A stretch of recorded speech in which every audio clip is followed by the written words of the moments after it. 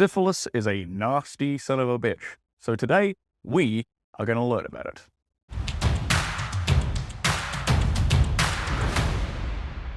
My name is Stirling Cooper. I'm an award-winning adult film star, former high-class male companion, and I'm here to help you improve your sex life. Syphilis is caused by the bacteria Treponema pallidum.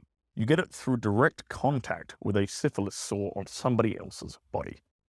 Now, this usually happens during sexual activity, but the bacteria can also get into your body through cuts on your skin and through your mucous membranes.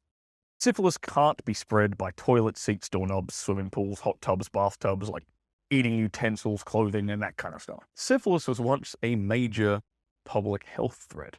In fact, one of the most notorious sufferers of syphilis was the gangster Al Capone. It can cause serious long-term problems, such as arthritis, blindness, and brain damage. There wasn't an effective treatment until like the late 1940s when the antibiotic penicillin was developed. According to the CDC, the rate of new cases of syphilis plummeted in like the 1990s.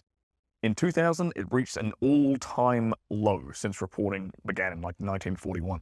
But the disease has been on the increase ever since, and the rate of syphilis in the USA increased 71% from 2014 to 2018. So what are the symptoms of syphilis? Now, the syphilis infection has 3 different stages to it. In the early stage, people with syphilis get 1 or more sores. They're usually small, painless ulcers.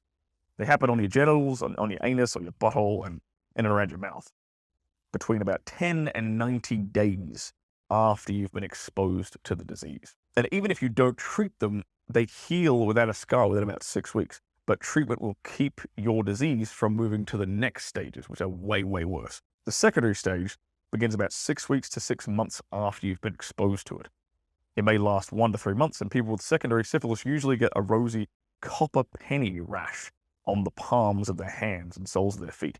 They may also have like different rashes on other parts of their body. These may look like rashes caused by the diseases.